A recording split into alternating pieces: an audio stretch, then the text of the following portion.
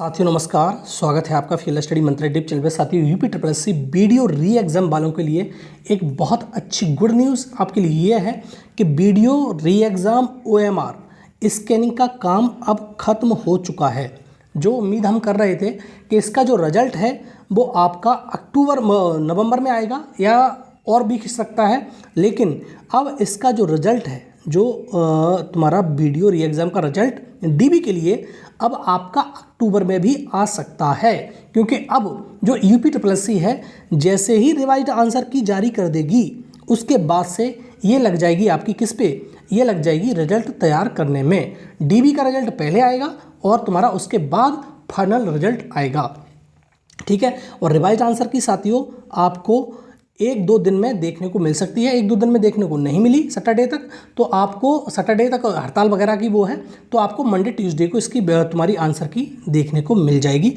और ये आंसर की होगी तो बहुत बड़ा आपके लिए खुशखबरी वाली बात होगी, क्योंकि इसमें बहुत सारे प्रश्नों पे इस बार चेंज किया जा रहा है। तर्ज किस पे मैंने बताया था, जो तुम्हारी बंद दरोगा का पेपर हुआ था उसमें 12% चेंज कर दिए थे आयोग ने, इसी तर्ज पर ये आंसर की को भी लिया गया है और किसी भी प्रश्न में अगर गड़बड़ी पाई जाने पर उसको रेक्टिफाई किया गया है, ये बात समझ लो आप, ठीक है। तो आपको मंडे ट्यूसडे तक इंतजार करना पड़ेगा, क्योंकि हड़ताल की वजह से इसमें नहीं आ पाएगा।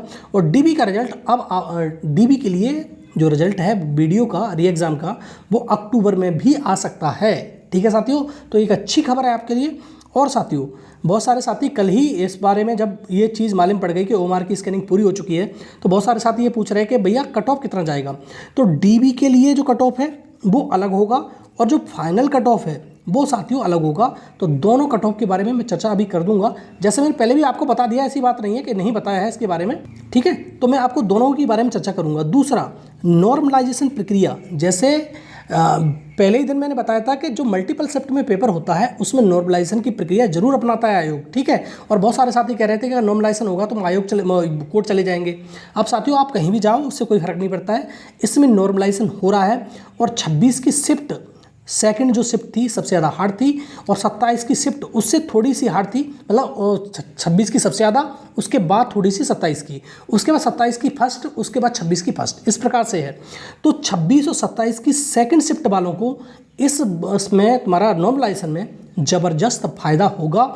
और कम से कम ये कितना भी कम बढ़ेंगे तो 10 से 15 नंबर तो बढ़ने ही बढ़ने हैं आपके, जो 26 की फर्स्ट सेकंड शिफ्ट है और 27 की सेकंड शिफ्ट है उनमें, क्योंकि पेपर का लेवल बहुत ज़्यादा अपर कर दिया है इस बार का, ठीक। तो आओ आप बात करते हैं कि इसमें कितनी रह सकती है आपकी डीबी वाली कट ऑफ और फाइनल कट ऑफ।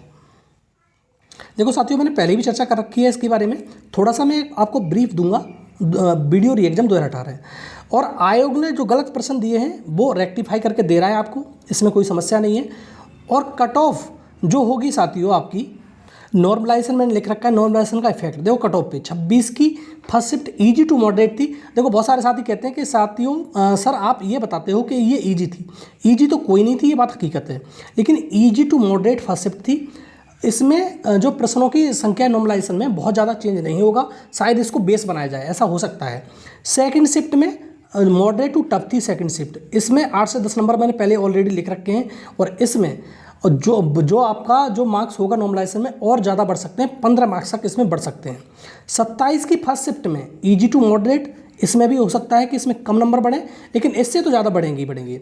लेकिन 27 की जो सेकंड शिफ्ट है साथियों, जो मैंने लिख रखा है इसमें, 27 की second shift moderate to tough है, तो उसमें 4 से 6 प्रश्न, इसमें 10 नंबर तक आपके बढ़ सकते हैं।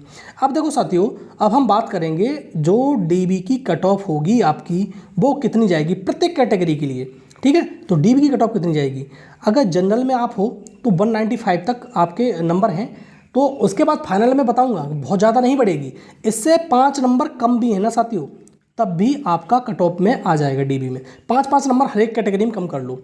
ओबीसी में 188 हैं, लेकिन 5 नंबर कम कर लेना। एससी में 165, इसमें कम मत करना, 165 ठीक है।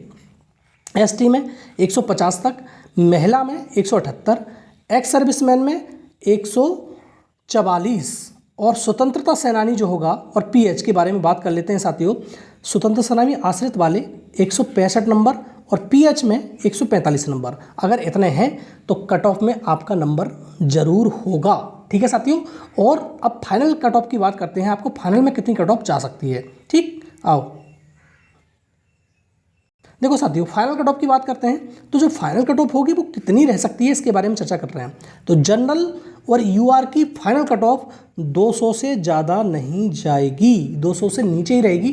फाइनल कट ऑफ 200 से ऊपर जाने वाली नहीं है, ठीक है, फाइनल कट ऑफ इतनी रहेगी। ओबीसी की 194, बहुत ज़्यादा अंतर नहीं आता, आपको भी मालूम है। एससी की 171, फाइनल कट ऑफ की बात कर रहा हूँ, ये एससी की 71, और ये नॉर्मलाइज मार्क के बाद कट ऑफ है, रो मार्क्स नहीं है ये, ठीक है। अब किसी के आ रहे हो 113 क्वेश्चन सही हो रहे हो तो 26 हो गए, ये रो मार्क्स नहीं है, ये नॉर्मलाइज मार्क्स हैं, ठीक है। एसटी की 155, महिला की 184, और साथियों एक्स सर्विसमैन साथियों की, जो एक्स सर्विसमैन हैं उनकी 149, 149, ठीक है, एक्स सर्विसमैन साथियों की 149।